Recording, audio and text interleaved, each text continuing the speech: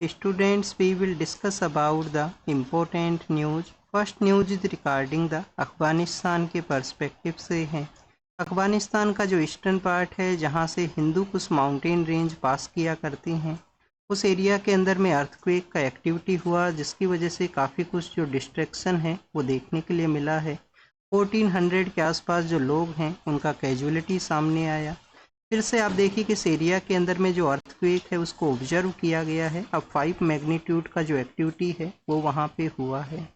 तो स्टूडेंट्स, इस तरीके का जो कंडीशन है उसके अंदर में जो कंट्रीज़ हैं, हमारा भी जो कंट्री है उनके द्वारा ह्यूमैनिटेरियन असिस्टेंस है वो प्रोवाइड किया गया अफगानिस्तान को।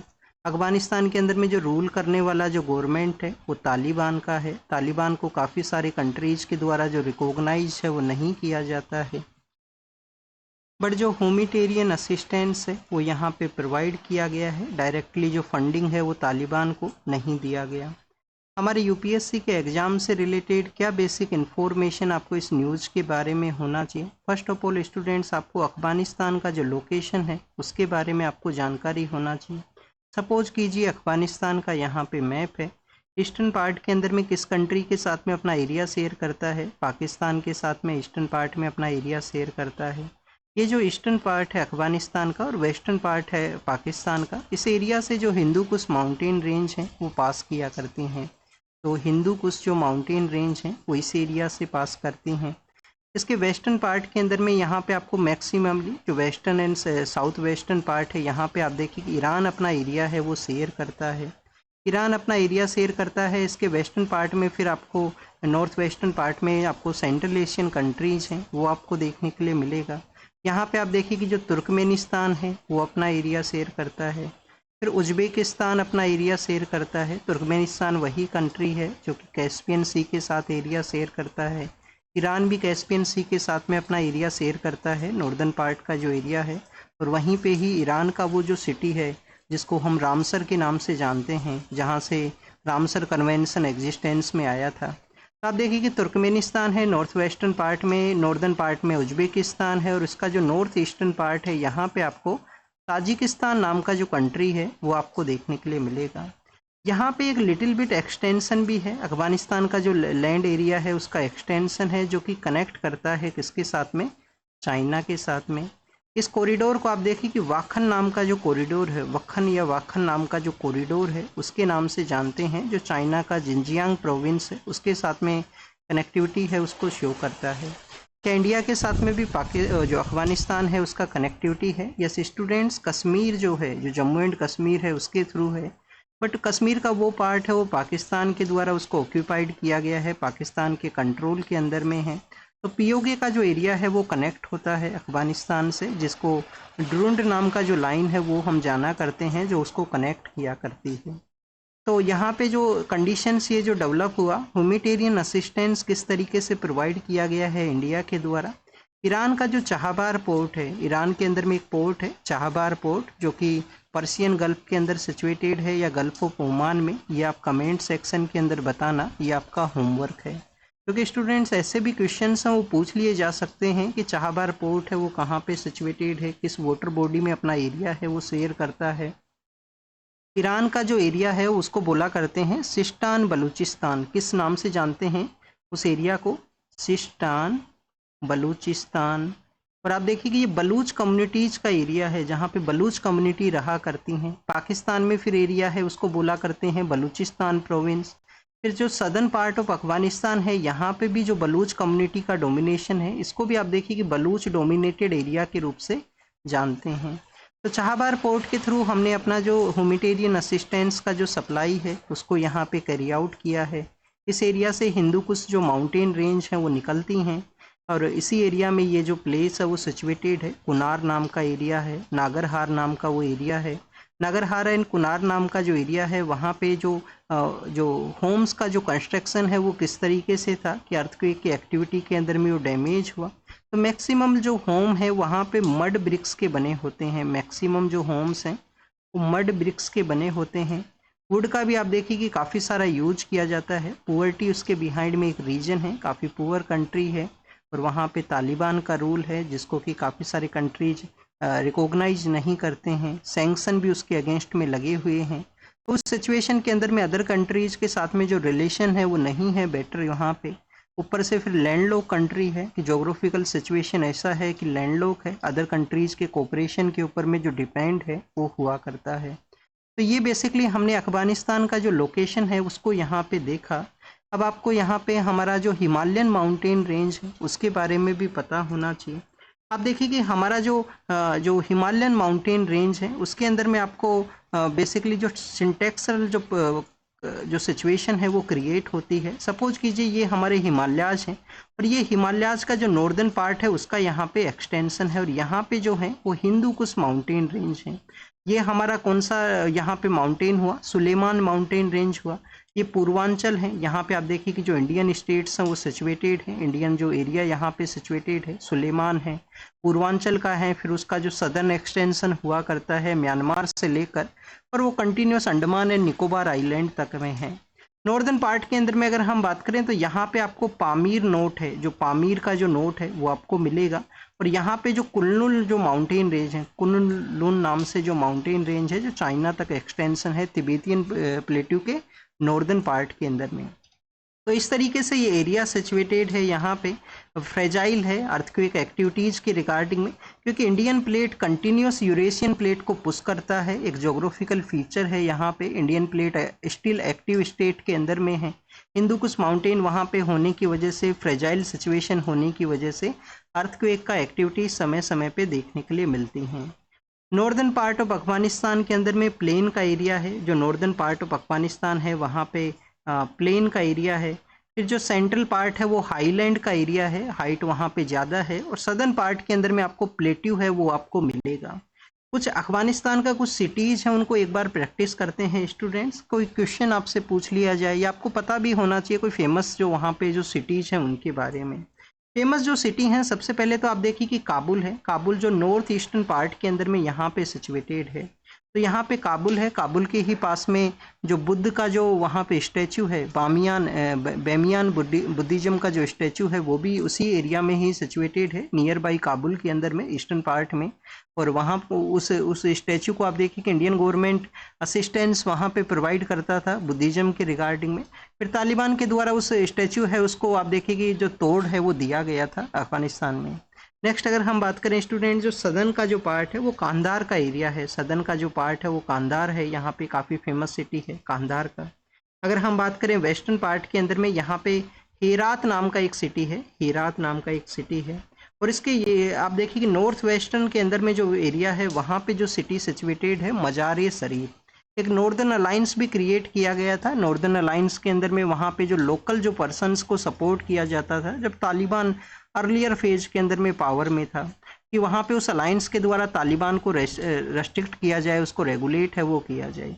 जनरल रसीद दोस्तम हैं, काफ़ी फेमस एक पर्सनैलिटी थे जो अफगानिस्तान के वाइस प्रेसिडेंट भी बनते हैं कुछ समय के लिए, वो पावर में आते हैं। तो रसीद दोस्तम उनका वो एरिया है मजार-ए-शरीफ, जहाँ से वो तालिबान को कंट्रोल करने का जो कोशिश है वो करते थे। तो ये बेसिकली हमने यहाँ पे अफगानिस्तान से रिलेटेड जो इन्फॉर्मेशन है उसको देखा। इंडियन गवर्नमेंट के कुछ प्रोजेक्ट्स अगर आपको पता हो, अब अफगानिस्तान में जब वहाँ पे गवर्नमेंट हुआ करता था तो अफगानिस्तान का जो पार्लियामेंट का जो बिल्डिंग है, अफगानिस्तान पार्लियामेंट का बिल्डिंग इंडियन गवर्नमेंट के द्वारा ही बनाया गया था। एजुकेशन को प्रमोट करने के रिगार्डिंग में हमारे काफ़ी सारे इनिशिएटिव हैं। आप देखिए कि जेराम से डेलाराम का एक रोड का कंस्ट्रक्शन हमने वहाँ पे कैरी आउट किया था। ठुमरी के अंदर में हमने हाई इलेक्ट्रिसिटी का जो प्लांट है उसको वहाँ पे सिचुएटेड किया गया था। और आप देखिए कि काफ़ी सारे जो डैम कंस्ट्रक्शन में भी हमारा रोल है। सैतूत रिवर के ऊपर में जो फ्रेंडशिप डैम है, सलमा डैम है, वो हमने जो बांध हैं वो बनाए हैं जिससे कि वाटर का कंजर्वेशन हो सके, लोगों को जो सपोर्ट है वो वहाँ पे मिल सके। क्या कोई फेमस आपको नदी का नाम पता है, वहाँ पे कोई फेमस रिवर वहाँ से फ्लो करती हो? एक तो आप देखिए कि जो नदी है वो काबुल नाम का ही रिवर है, एक तो काबुल नाम का रिवर है। एक जो रिवर है उसको बोला करते हैं अमू दरिया, अमू दरिया, जो कि बेसिकली पामीर का जो ग्लेशियर है वहाँ से ये अपना फ्लो है उसको कैरी आउट करते हैं। तो बेसिक इन्फॉर्मेशन हुआ अफगानिस्तान के बारे में। एक और यहाँ पे आपका होमवर्क है, आपका होमवर्क ये है कि जो अर्थक्वेक को जो हम मेजर करते हैं वो कौन से स्केल के बेसिस पे हम मेजर किया करते हैं। या जो रिएक्टर स्केल है उसके बेसिस पे, या दो फेमस स्केल हुआ करते हैं अर्थक्वेक के मेजरमेंट के रिगार्डिंग में, तो आपको स्केल को भी बताना है। नेक्स्ट अगर हम बात करें स्टूडेंट्स महाराष्ट्र के पर्सपेक्टिव से है, महाराष्ट्र के अंदर में जो मराठा कम्युनिटी है जो कि डोमिनेट कम्युनिटी है, उस कम्युनिटी को जो यहाँ पे ओबीसी कैटेगरी का जो रिजर्वेशन का बेनिफिट है वो दिया जाए, उसके रिगार्डिंग में प्रोटेस्ट भी किया गया था। अब यहाँ पे डिमांड ये है कि मराठा कम्युनिटी के अंदर में कुछ ऐसे लोग थे जो हैदराबाद में निज़ाम का जो रूल हुआ करता था, निज़ाम का जो रूल है उस एरिया के अंदर में उनको जो कुनबी का जो स्टेटस हुआ करता था, कुनबी स्टेटस क्या हुआ करता है, कुनबी स्टेटस बेसिकली हुआ करता है कि उनके द्वारा वहाँ पे एग्रीकल्चर का जो प्रैक्टिस है उसको कैरी आउट किया जाता था। तो मराठवाड़ा का जो एरिया है जो कि बाद में महाराष्ट्र से जुड़ता है, बाद में कब जुड़ा था, बाद में जुड़ता है जब हैदराबाद के जो निज़ाम है उनके अगेंस्ट में हमारा जो गवर्नमेंट है वो पुलिस एक्शन को कैरी आउट करती है। पुलिस एक्शन को कैरी आउट किया गया, उस मिशन का क्या नाम था, ऑपरेशन पोलो उसका नाम था। तो आप देखिए कि जो मराठवाड़ा का जो लिबरेशन डे भी सेलिब्रेट होता है 17 सितंबर के डे के दिन मराठवाड़ा लिबरेशन डे भी सेलिब्रेट किया जाता है, जब निज़ाम के रूल से अलग होते हुए वो महाराष्ट्र को ज्वाइन करता है मराठवाड़ा का रीजन। नेक्स्ट अगर हम बात करें स्टूडेंट्स, वहाँ पे कुनबी स्टेटस था, उन्हीं लोगों को ओबीसी का जो रिजर्वेशन का यहाँ पे बेनिफिट दिया जाए, उस कैटेगरी में उनको शामिल किया जाए, तो उसके रिगार्डिंग में एक कमीशन को फॉर्म किया गया है, कमेटी कमीशन यहाँ पे फॉर्म हुआ है और जो प्रोटेस्ट था वो एंड किया गया। नेक्स्ट अगर हम बात करें स्टूडेंट्स गवर्नर के पर्सपेक्टिव से है, प्रेसिडेंशियल रेफरेंस है, प्रेसिडेंशियल रेफरेंस के अंदर में कोई भी ऐसा टॉपिक जो कॉन्स्टिट्यूशन के रिगार्डिंग में है या प्रेसिडेंट को ओपिनियन है उसका रिक्वायर्ड हुआ करता है, वो सुप्रीम कोर्ट को रेफर करते हैं उस केस को। सो मिनिमम कितने जजेस का बेंच उस केस को हियर किएगा, 5 जजेस का मिनिमम बेंच होना चाहिए। कॉन्स्टिट्यूशन के इंटरप्रिटेशन के रिगार्डिंग में है तो कॉन्स्टिट्यूशनल जो बेंच है वो वहाँ पे कॉन्स्टिट्यूट होगा। प्रेसिडेंशियल रेफरेंस के ही दौरान में कहा गया कि गवर्नर कंटिन्यूअस जो है वो किसी बिल के ऊपर में नहीं सिट कर सकता, अपना जो डिसीजन है वो उनको यहाँ पे लेना ही होगा। अब आप देखिए कि जो जजेज हैं जिसमें जो हर एक स्टेट को अपना यहाँ पे जो अपना जो सबमिशन है वो कैरी आउट करना होगा, जो स्टेट्स उस केस के रिगार्डिंग में हैं, तो उन्हीं के अंदर में उनके लॉयर्स के द्वारा कहा गया कि जो गवर्नर हैं वो किसी भी तरीके से यहाँ पे जो लेजिस्लेचर का जो यहाँ पे विजडम है उसको डिले है वो उनके द्वारा नहीं किया जा सकता। एंडलेसली बिल के ऊपर में नहीं सिट कर सकते हैं, अपना असेंट उनको एक टाइम बाउंड मैनर के अंदर में देना ही चाहिए। कुछ स्टेट्स के रिगार्डिंग में सुप्रीम कोर्ट में अप्रोच किया गया था पहले, फिर सुप्रीम कोर्ट का एक बेंच के द्वारा जजमेंट डिलीवर किया गया, टाइमलाइन है वो वहाँ पे रेगुलेट कर दिया गया था गवर्नर को कि 3 मंथ के अंदर में अपना डिसीजन लीजिए, अगर आप डिसीजन नहीं लेते हो तो डीम्ड कैटेगरी के रूप से उस बिल को जो पास है वो मान लिया जाएगा। क्वेश्चन यहाँ पे आपके लिए ये है कि जो सुप्रीम कोर्ट के द्वारा कोई डिसीजन दिया गया है तो आर्टिकल 141 के थ्रू वो अप्लाई रहता है all of the Indian territory के अंदर में। प्रेसिडेंशियल रेफरेंस किस आर्टिकल के अंदर में है, आर्टिकल 143 के अंदर में है प्रेसिडेंशियल रेफरेंस। और नेक्स्ट अगर हम बात करें स्टूडेंट्स, यहाँ पे कॉन्स्टिट्यूशनल बेंच तो हम देख चुके हैं, आर्टिकल 145 का जो क्लोज 3 है उसके अंदर में है कॉन्स्टिट्यूशनल बेंच।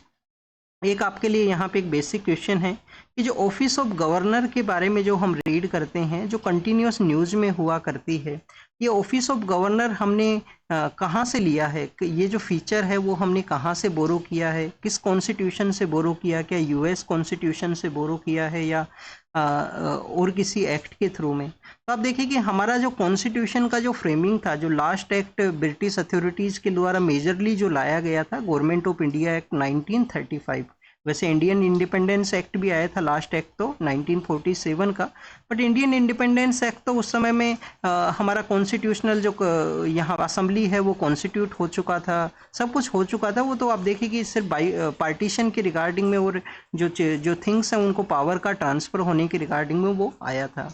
अब जो गवर्नमेंट ऑफ इंडिया एक्ट है 1935 उसका काफ़ी ज़्यादा यहाँ पे इन्फ्लुएंस है हमारे कॉन्स्टिट्यूशन के ऊपर में, और गवर्नमेंट ऑफ इंडिया एक्ट 1935 काफ़ी ज़्यादा बल्कि था, इसी वजह से हमारा कॉन्स्टिट्यूशन भी है वो वन ऑफ द ब्रॉड बल्कि वे में आपको मिलेगा।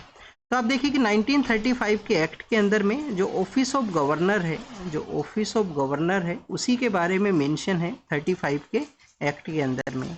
नेक्स्ट अगर हम बात करें स्टूडेंट सेमीकंडक्टर सेक्टर के बारे में है कि सेमीकंडक्टर का जो इंडस्ट्री है आने वाले समय के अंदर में $1 ट्रिलियन का आप देखिए कि ये इंडस्ट्री है वो होने वाला है।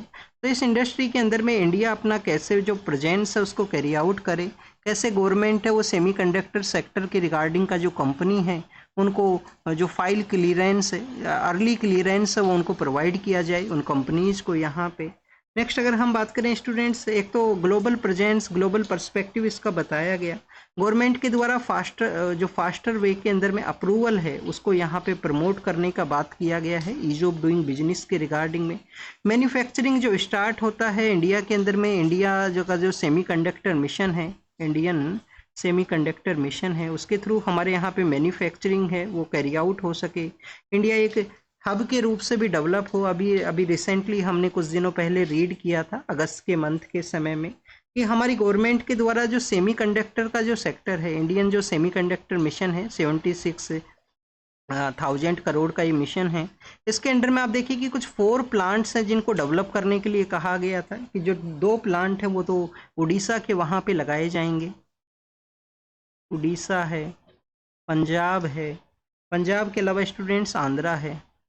ये अभी हमने अगस्त के मंथ के समय ये न्यूज़ को रीड किया था कि 4 प्लांट्स को सेटअप करने का बात किया गया है इंडियन सेमीकंडक्टर मिशन के थ्रू।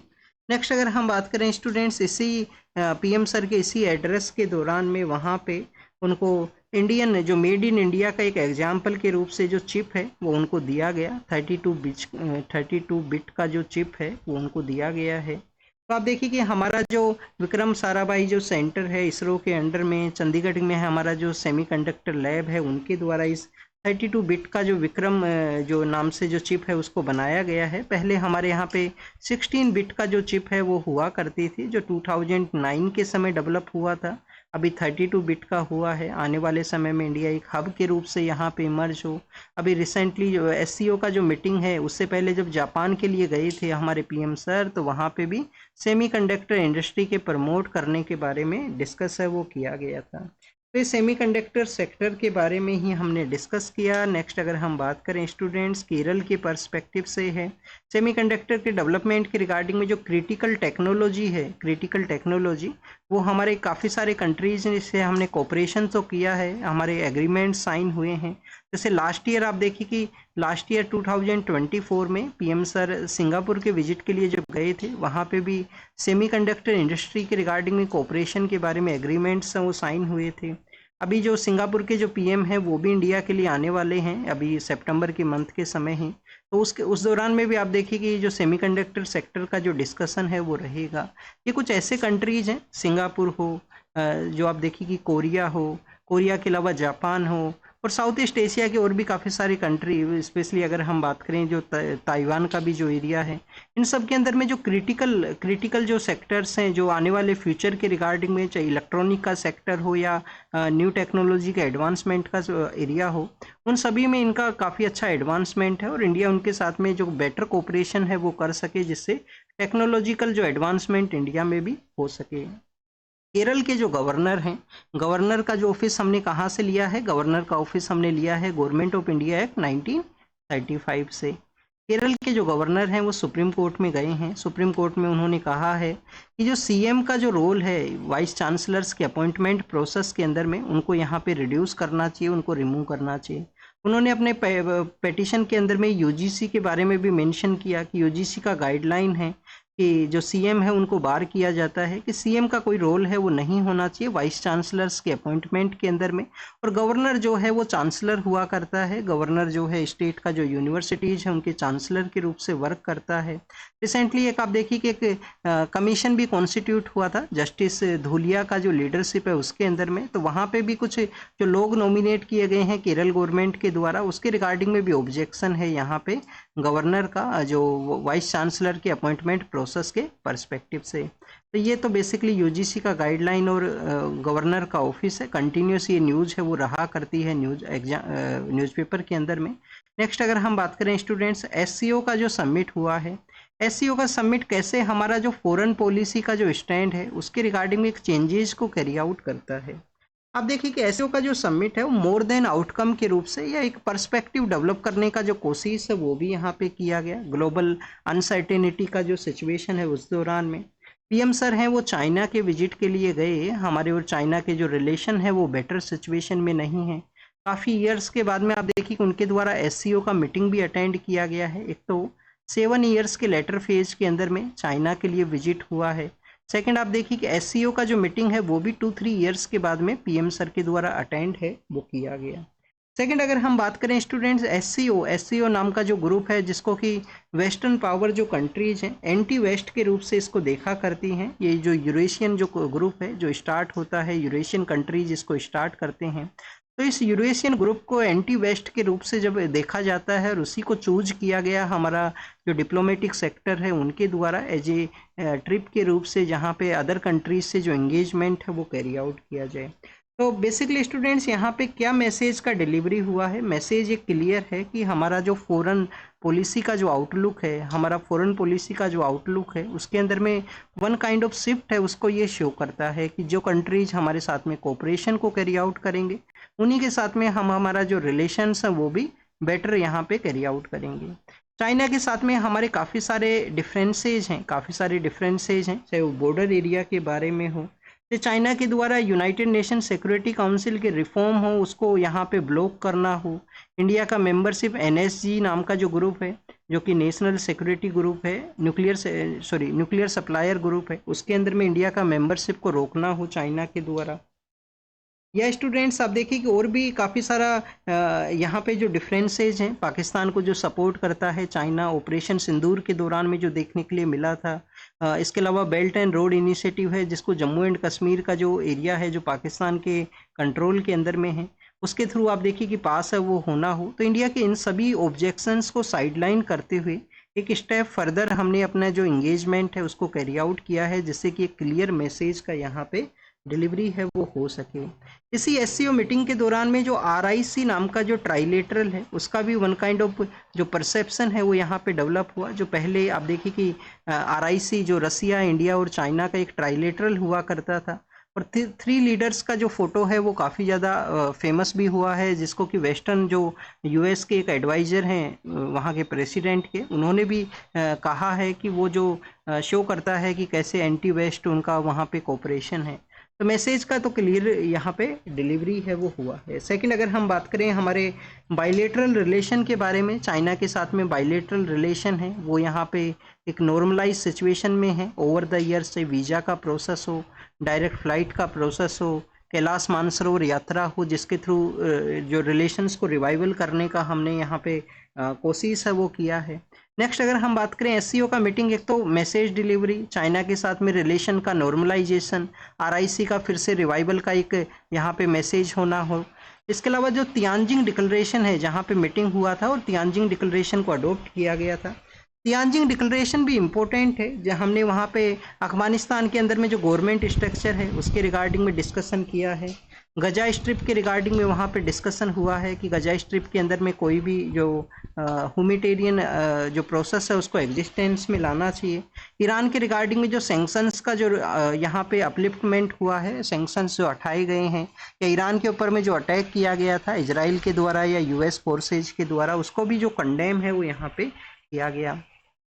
इसी एससीओ के मीटिंग के दौरान में इंडियन जो प्राइम मिनिस्टर हैं उनके द्वारा सिविलाइजेशनल डायलॉग के बारे में डिस्कशन है कि जो सेंट्रल एशियन कंट्रीज हैं जो ओल्ड सिविलाइजेशन के रूप से हुआ करते थे, उन सेंट्रल एशियन कंट्रीज अपना एक इंडियन जो आप देखिए कि इंडस वैली सिविलाइजेशन था, चाइना का भी अपना एक सिविलाइजेशन हुआ करता था, और जो एलिफेंट एंड ड्रैगन जो बोथ कैन कम टुगेदर, तो एक सिविलाइजेशनल डायलॉग है वो भी यहाँ पे स्टार्ट हो जिससे कि हम आप देखिए कि सिविलाइजेशन को क्यों यूज किया गया है। कल्चर हमारा ऐसा एक पार्ट है डिप्लोमेसी के अंदर में जो सॉफ्ट डिप्लोमेसी के रूप से हिस्टोरिकल रिलेशन के रिगार्डिंग में हम यूज करते हैं। हिस्टोरिकल रिलेशन के रिगार्डिंग में आप देखिए कि एक कंट्री का दूसरे के साथ में जो कनेक्टिविटी है वो जो पीपल टू पीपल डायलॉग है वो यहाँ पे कैरी आउट हो सके। नेक्स्ट अगर हम बात करें स्टूडेंट्स, जो न्यूज़ है वो एजुकेशन के बारे में है, प्राइवेट एजुकेशन ट्यूशन्स के बारे में। कि रूरल जो गर्ल्स हैं उनको भी यहाँ पे जो ट्यूशन सेक्टर के अंदर में उनका जो एनरोलमेंट है वो कंटिन्यूस इंक्रीज है वो हुआ है। तो उसी सेक्टर के बारे में आप देखिए कि मेंशन करता है। बट रूरल अर्बन का जो डिवाइड है वो स्टिल हमारे कंट्री के अंदर में एग्जिस्ट है वो करेगा। रूरल अर्बन का डिवाइड आप देखिए कि चाहे एजुकेशन का सेक्टर हो, चाहे किसी भी सेक्टर में देख लीजिए, जो डिवाइड है वो कंटिन्यूस एग्जिस्ट है वो रहेगा। नेक्स्ट अगर हम बात करें सुप्रीम कोर्ट का जो ऑर्डर है, यहाँ पे जो स्टेट रेगुलेटरी जो यहाँ पे जो इंस्टीट्यूशंस हैं, स्टेट रेगुलेटरी जो आप देखिए कमीशंस हैं, डिस्कॉम्स हैं, जो डिस्ट्रीब्यूटिंग जो कंपनीज हैं पावर सेक्टर के रिगार्डिंग में, तो एक रेगुलेटरी जो फ्रेमवर्क है वो लाया गया कि जो एग्जिस्टिंग जो रेगुलेटरी असेट्स हैं उनको कितने समय के अंदर में लिक्विडेट करना है, उसके रिगार्डिंग में यहाँ पे ये कम्प्लीटली इंफॉर्मेशन है। क्या हमारे एग्ज़ाम के अंदर में इतना डिटेल के अंदर में क्वेश्चन आ सकता है जो डिस्कॉम्स हैं, स्टेट का जो रेगुलेटरीज हैं उनके रिगार्डिंग में, कि क्या यहाँ पे रेगुलेटरी असेट है। मैक्सिमम आपको रेगुलेटरी असेट पता होना चाहिए। डिस्कॉम्स के रिवाइवल के लिए तो आप देखिए कि सेंट्रल गवर्नमेंट के द्वारा काफ़ी सारी स्कीम्स हैं वो चलाई गई थी। उदय नाम का एक स्कीम है जो हमने लॉन्च किया था, डिस्कॉम्स का जो वहाँ पे उनका जो कंडीशंस है उनको रिवाइवल किया जा सके। उदय को तो फिर सेकंड पार्ट के अंदर भी लॉन्च करने का बात किया गया था कि जो उज्ज्वल डिस्कॉम अश्योरेंस योजना है वो एग्जिस्टेंस में लाया जाए, जिससे कि डिस्कॉम्स को रिवाइवल किया जाए उनके फाइनेंशियल कंडीशन को। फर्स्ट ऑफ ऑल यहाँ पे आपको रेगुलेटरी जो असेट है उसको एक बार हम देखते हैं। तो रेगुलेटरी असेट है वो क्या है, अनरिकवरेबल एक जो रेवेन्यू गैप है जो क्रिएट होता है। सपोज कीजिए कोई बिजली है, उसका पर यूनिट अगर चार्जेज हैं वो हायर हैं, और जो कंज्यूमर है उनके ऊपर में जो टैरिफ है वो ज़्यादा है, वहाँ पे सडनली जो टैरिफ का बर्डन उनके ऊपर ना क्रिएट हो, उसी के रिगार्डिंग में सुप्रीम कोर्ट के द्वारा ये ऑर्डर है वो डिलीवर किया गया कि जो रेगुलेटरी असेट्स हैं उनको आपको यहाँ पे किस तरीके से कैरी आउट करना है, किस तरीके से उसको लिक्विडेट है वो करना है। डिस्कॉम्स को 3 ईयर के अंदर में, रेगुलेटरीज को 4 ईयर के अंडर में। नेक्स्ट अगर हम बात करें फॉरेन ट्रिब्यूनल के बारे में है। फॉरेन ट्रिब्यूनल आप देखिए कि वैसे तो कंप्लीट कंट्री के रिगार्डिंग में है, बट हमारे देश के अंदर में आसाम नाम का जो स्टेट है वहाँ पे ये एग्जिस्ट किया करते हैं। इसके रिगार्डिंग में है जो फॉरेन जो ऐसे पर्सन है जो अपना नेशनलिटी है उसके रिगार्डिंग में कोई प्रूफ है वो नहीं दे पाते, अगर डाउटफुल वोटर के रूप से या डी कैटेगरी के अंदर में आपको शामिल कर दिया जाता है तो फॉरेन ट्रिब्यूनल के अंदर में आप अप्रोच करोगे अपना जो आपका जो यहाँ पे एग्जिस्टेंस है उसके रिगार्डिंग में। 1946 के थ्रू फॉरेन ट्राइब्यूनल है उनको सेटअप किया गया था। फिर 64 के समय इसके जो ऑर्डर हैं वो एग्जिस्टेंस में आते हैं। 64 के समय इसके जो ऑर्डर हैं वो एग्जिस्टेंस में आते हैं, और उसके थ्रू आप देखिए कि जो एग्जीक्यूटिव पावर है, एग्जीक्यूटिव ऑर्डर है, उसके अंडर में जो फॉरेन ट्रिब्यूनल है वो यहाँ पे वर्क है वो किया करते थे। अभी मिनिस्ट्री ऑफ होम अफेयर्स के द्वारा एग्जीक्यूटिव ऑर्डर्स से इनको डिफ्रेंशिएट करते हुए या इनको अपग्रेड करते हुए इनके जो ऑर्डर हैं या इनका जो पावर है उसको फर्स्ट क्लास जो जुडिशियल मजिस्ट्रेट हैं उनके अकॉर्डिंग बता दिया गया है। इनके पास में पावर ये भी दिया गया है कि कोई पर्सन अगर अपना प्रूफ नहीं दे पाता है तो उसको आप डिटेंशन सेंटर के अंदर में सेंड कर सकते हो, या जो होल्डिंग सेंटर है वहाँ पे आपके द्वारा इसको सेंड है वो किया जाता है। इन ऑर्डर्स के साथ में एग्जेम्पशन ऑर्डर भी यहाँ पे पास हुए हैं कि जो हमारे भूटान के जो लोग हैं, जो हमारे नेपाल के जो लोग हैं, या आप देखिए और भी हमारे नाइबर कंट्रीज़ के जो लोग हैं जो इंडिया में रहा करते हैं, उनको यहाँ पे एग्जेम्पशन है कि उन लोगों को आप इस फॉरेन ट्रिब्यूनल एक्ट के थ्रू आप डिटेंशन सेंटर है उसके लिए यहाँ पे नहीं सेंड करोगे। नेपाल और भूटान के साथ तो हमारे ओपन बॉर्डर्स थे, काफ़ी कुछ एरियाज़ के अंदर में उनके जो सिविलियन पर्सन हैं उनको हम ट्रेंड भी किया करते हैं, उनको जॉब का भी यहाँ पे जो अपॉर्चुनिटी है वो हुआ करती थी। नेपाल के साथ में relations little bit bad phase के अंदर में गए हैं प्रीवियस कुछ ईयर्स के अंदर में, बट स्टिल हमारे यहाँ पे जो हमने अभी यहाँ पे पावर सेक्टर के बारे में डिस्कस किया, पावर सेक्टर के रिगार्डिंग में स्टिल कोऑपरेशन है वो एग्जिस्ट करता है। एक तो बांग्लादेश का भी आप देखिए कि एक प्रोजेक्ट था, इंडियन अपना जो पावर सप्लाई का जो लाइन्स वो वहाँ पे देने के इंडिया के द्वारा प्रोवाइड किया गया था कि बांग्लादेश को जो पावर सप्लाई है वो हो सके नेपाल के थ्रू में। तो डिटेंशन सेंटर्स के बारे में जो इनको फर्स्ट क्लास जुडिशियल का जो पावर है वो दिया गया है फॉरेन ट्रिब्यूनल्स को यहाँ पे। नेक्स्ट अगर हम बात करें स्टूडेंट्स, ये तो आप देखिए कि आसाम के पर्सपेक्टिव से था।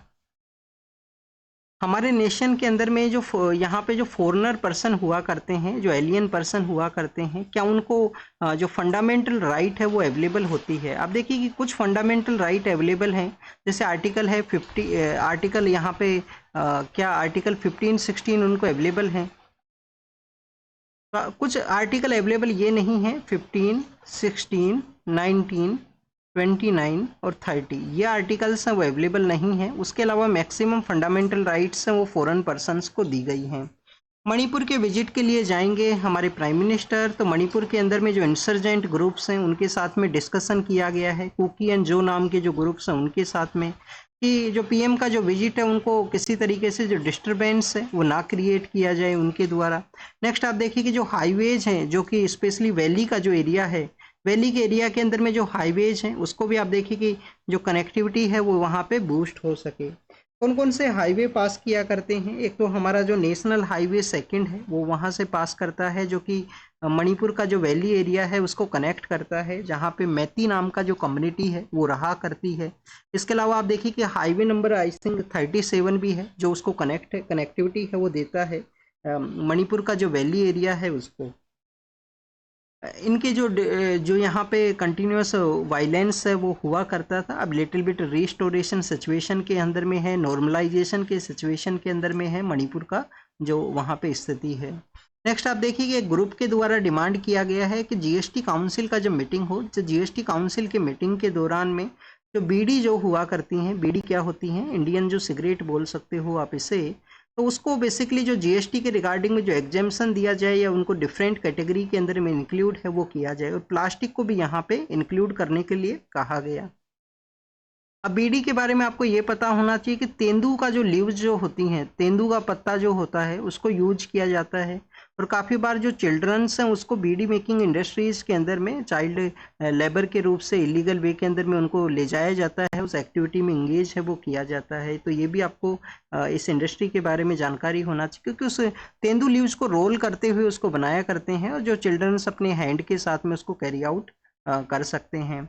नेक्स्ट आप देखिए, एक और अगर चिल्ड्रंस को लिया गया है तो पेड जो लेबर है वो भी काफ़ी कम उनके द्वारा दिया जाता है, और हमारी कंट्री के अंदर में ये एक्टिविटीज़ कंटिन्यूस बैन है, चाइल्ड लेबर का जो एक्टिविटी है। नेक्स्ट आप देखिए कि सुप्रीम कोर्ट कोलेजियम के द्वारा जजेस के नेम को अप्रूवल किया गया है इलाहाबाद हाई कोर्ट के पर्सपेक्टिव से। सिंगापुर के जो पॉलिटिकल लीडर हैं इंडिया के विजिट के लिए आएंगे। लास्ट टाइम जब हमारे लीडर वहाँ पे गए थे तो हमारे जो रिलेशंस यहाँ पे डेवलप हुए हैं, डिप्लोमेटिक रिलेशन जिनके 60 ईयर्स कंप्लीट हुए हैं। एक तो हमारे जो डिप्लोमेटिक रिलेशन हैं उनके कितने ईयर कंप्लीट हुए हैं, 60। स्ट्रेटजिक पार्टनरशिप, जो स्ट्रेटजिक पार्टनरशिप है उसके रूप से भी हमने हमारे जो रिलेशन है उनको एलिवेट किया है। इसके अलावा काफ़ी सारे एरियाज़ में हमारा कोऑपरेशन है। कंटेनर का जो इनोग्रेशन है वो भी किया जाएगा सिंगापुर के प्राइम मिनिस्टर के द्वारा। और this is all the information कि कैसे हमारा पार्टनरशिप आने वाले समय में बूस्ट हो सके। सेमीकंडक्टर के बारे में ऑलरेडी हम डिस्कस कर चुके हैं। COP 30 कहाँ पे ऑर्गेनाइज होने वाला है?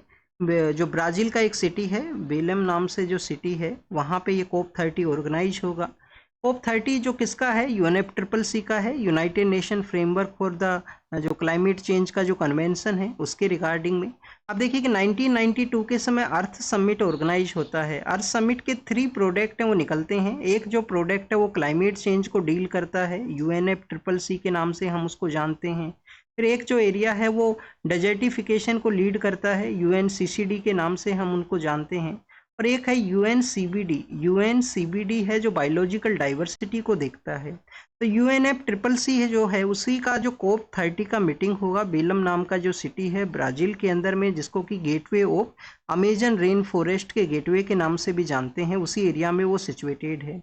तो इस COP 30 के अंदर में सॉल्यूशंस के बारे में डिस्कशन किया जाएगा, कोई भी डिफरेंसेस यहाँ पे नहीं रहेंगे।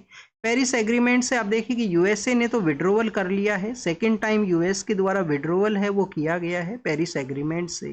नेक्स्ट अगर हम बात करें स्टूडेंट्स, नक्सलाइट पर्सन्स के बारे में है, मोइस्ट पर्सन्स के बारे में है। फिर से उनके द्वारा विलेजर्स को टारगेट किया गया। पहले भी उनके द्वारा आप देखिए कि जो टीचर्स हैं उनको टारगेट किया गया था। उनका यहाँ पे सस्पिशन है कि इनके द्वारा फोर्सेज को इन्फॉर्मेशन है वो प्रोवाइड की जाती है। 2026 का जो डेडलाइन है वो हमारे मिनिस्टर ऑफ होम अफेयर्स के द्वारा बताया गया है, जब तक हम नक्सलिज्म है उसको एलिमिनेट करेंगे। अभी प्रीवियस कुछ मंथ में आप देखिए कि कुछ नक्सल के जो टॉप लीडर्स हैं, जो टॉप लीडरशिप है, उनको एलिमिनेट भी किया गया था फोर्सेज के द्वारा। बैंकिंग इंडस्ट्री का एक इम्पोर्टेंट रोल बताया गया है इंडिया का जो ग्रोथ स्टोरी है उसके रिगार्डिंग में प्रेसिडेंट के द्वारा। तो एक बैंकिंग इंस्टीट्यूशन के सेलिब्रेशन के दौरान में ये कहा गया। आप देखिए कि जो फाइनेंशियल इंक्लूजन है वो यहाँ पे बैंकिंग इंस्टीट्यूशंस की वजह से कैरी आउट हुआ है। प्रायोरिटी सेक्टर जो लैंडिंग इनको दिया जाता है कि इन सेक्टर्स के अंदर में तो आपको प्रायोरिटी बेसिस के ऊपर लैंडिंग करना है, तो ये भी एक इम्पोर्टेंट टूल है यहाँ पे, जिससे एवरी सेक्टर का इंक्लूसिव डेवलपमेंट में हेल्प प्रोवाइड करता है। तो स्टूडेंट्स, ये फाइनेंशियल इंक्लूजन के बारे में था। आपको ये पता होना चाहिए कि जनधन योजना के थ्रू जो बैंकिंग अकाउंट जो ओपन हुए थे उसके रिगार्डिंग में एक रिपोर्ट है कि काफ़ी सारे ऐसे बैंक अकाउंट हैं जिनमें जो ऑपरेशनल एक्टिविटी है कि उनमें फाइनेंशियल ट्रांजैक्शन पास हों वो काफ़ी कम है, वो देखने के लिए मिला है। कुछ अनऑपरेशनल सिचुएशन के अंदर भी 20 या 23% ऑफ बैंक अकाउंट्स हैं उनको कैलकुलेट है वो किया गया था। रूरल एरिया के अंदर में जो इंटरनेट का जो सर्विस है, मोबाइल जो कनेक्टिविटी है वो बूस्ट हो, ये पार्लियामेंट्री जो अकाउंट कमेटी है उनके द्वारा कहा गया, पब्लिक अकाउंट कमेटी है उनके द्वारा कहा गया है। पब्लिक अकाउंट कमेटी एक आप देखिए कि पार्लियामेंट्री कमेटी है, 22 मेंबर्स इसमें हुआ करते हैं। 15 मेंबर हैं वो लोकसभा से होते हैं, 7 मेंबर राज्यसभा से हुआ करते हैं। इसके जो चेयरमैन है वो कौन हुआ करते हैं? अपोजिशन का जो पार्टी है उसके जो पर्सन इसके चेयरमैन होते हैं। नेक्स्ट अगर आप देखिए कि जो डेड बर्ड हैं, जो बर्ड्स का जो डेथ हुआ है, ओल्ड जो मैप्स हैं कैसे यहाँ पे साइंटिस्ट को बायोडाइवर्सिटी लॉस को ट्रैक करने के अंदर में हेल्प प्रोवाइड करते हैं, उसी के बारे में यहाँ पे कहा गया कि हमारा जो वेस्टर्न घाट है उसके सदर्न पार्ट के अंदर में सिचुएटेड है नीलगिरी जो माउंटेन रेंज है। नीलगिरी माउंटेन रेंज क्या स्टूडेंट्स किसी फ्लावर की वजह से ब्लू कलर में अपीयर होती हैं क्या? इस वजह से इनका जो नाम है वो नीलगिरी रखा गया है। ये आपके लिए होमवर्क है, आप कमेंट सेक्शन के अंदर में बताना कि नीलगिरी माउंटेन रेंज को नीलगिरी के नाम से क्यों जानते हैं, इसको येलोगिरी क्यों नहीं बोलते या किसी अलग नाम से इसको क्यों नहीं बोला करते हैं। तो आप देखिए कि वहाँ पे कोई फ्लावर का एग्जिस्टेंस है जो उसका अपीयरेंस है वो ब्लू कलर में अपीयर किया करता है। नीलगिरी माउंटेन्स के अंदर में काफ़ी सारे ऐसे बर्ड्स हैं जो लैंड यूज पैटर्न की वजह से, ज़मीन का जो यूज किया गया उसके पैटर्न की वजह से उनका जो लाइवलीहुड है वो इम्पैक्ट हुआ है। ग्रासलैंड के अंदर में रहने वाले 90% जो बर्ड्स हैं उनको इम्पैक्ट बताया गया है। और ओवर द ईयर्स ग्रासलैंड का जो एरिया है वो रिड्यूस होते हुए फॉरेस्ट का प्रेजेंस इंक्रीज होना, तो ग्रासलैंड का जो स्पीसीज है उनको इम्पैक्ट हुआ है। तो ये नीलगिरी के बारे में था, लैंड यूज पैटर्न के बारे में था, उसी को रिवाइवल करने का कोशिश किया गया है। नीलगिरी पिपित है, मालाबार लर्क है, ऐसे कुछ बर्ड स्पीसीज हैं उसका भी इस रिपोर्ट के अंदर में मेंशन है। नेक्स्ट आप देखिए कि जो वर्ल्ड के पर्सपेक्टिव से है, फर्स्ट न्यूज़ है कि जो बेल्जियम नाम का जो नेशन है, बेल्जियम का कैपिटल क्या है? ब्रसेल्स उसका कैपिटल है, जहाँ पे नाटो का जो हेडक्वार्टर है वो सिचुएटेड है। तो बेल्जियम नाम का जो जो कंट्री है वो भी आने वाले समय के अंदर में यूनाइटेड नेशन जनरल असेंबली का जो सेशन कंडक्ट होगा वहाँ पे पैलेस्टाइन को आप देखिए कि स्टेट हुड के रूप से उसका जो स्टेट है वो रिकॉग्नाइज कर सकता है। पैलेस्टाइन वैसे तो नॉन स्टेट के रूप से है, बट वो यूएन का जो प्रेमाइस है, यूएन का जो एरिया है वहाँ पे उनका फ्लैग है वो लगा होता है। नॉन स्टेट्स के काफ़ी ऐसे नॉन स्टेट जो टेरिटरी हैं उनका जो फ्लैग है वो लगा होता है। ईरान के द्वारा कहा गया कि ईरान कंटिन्यूस अपना न्यूक्लियर टॉक्स के लिए यहाँ पे एग्री करता है, न्यूक्लियर टॉक्स उनके द्वारा कैरी आउट हैं वो किए जाएंगे, और मिसाइल प्रोग्राम के रिगार्डिंग में किसी भी तरीके का जो कर्व है उसको ये रिजेक्ट है वो करता है। अभी यूरोपियन कंट्रीज के द्वारा कोशिश किया गया है कि फिर से जो रेस्ट्रिक्शंस है ईरान के ऊपर में लगाए जाएं। नेक्स्ट आप देखिए कि बुर्किना फासो के बारे में है। बुर्किना फासो कहाँ पे है? बुर्किना फासो है अफ्रीका के अंदर में, लोकेशन ज़रूर से देख लेना। बुर्किना फासो है, माली है, नाइजर है, ये कुछ ऐसे कंट्रीज हैं जो काफ़ी बार न्यूज़ में हैं। होमोसेक्सुअलिटी है जिसको यहाँ पे बैन किया गया, मैक्सिमम कंट्रीज में बैन है अफ्रीका के अंदर में, यहाँ पे फिर से बैन किया गया है। आर्मी के द्वारा कुछ समय पहले पावर को लिया गया था, अब आप देखिए कि उन्होंने बैन है वो कर दिया है होमोसेक्सुअलिटी को। यूके का एक पार्टी के बारे में है, उसके चीफ जो चूज हुए हैं एग्जाम के लिए नहीं इम्पोर्टेंट है। सूडान जो कंटिन्यूस वायलेंस की वजह से न्यूज़ में है और जहाँ पे रेबल ग्रुप के द्वारा ही कंट्रोल किया गया है। दरफूर का जो रीजन है, वेस्टर्न पार्ट के अंदर में एक रीजन है सूडान के अंदर में, दरफूर, जो आप देखिए कि दरफूर रीजन के अंदर में लैंडस्लाइड हुआ है, 1000 के आसपास लोगों के डेथ का वहाँ पे न्यूज है। और स्टूडेंट्स अफ़गानिस्तान के बारे में कि जो पर्सन्स हैं उनको सर्वाइवर्स को कैसे रेस्क्यू किया जाए, कैसे वहाँ पे सपोर्ट है वो प्रोवाइड किया जाए, उसी के बारे में यहाँ पे मेंशन किया गया। तो this is all the information related to the today's newspaper. आप इसको रीड कीजिए, रिवाइज कीजिए, जो भी इंफॉर्मेशन आपको मिला है उसको नोट डाउन कीजिए। Thank you students, thank you very much.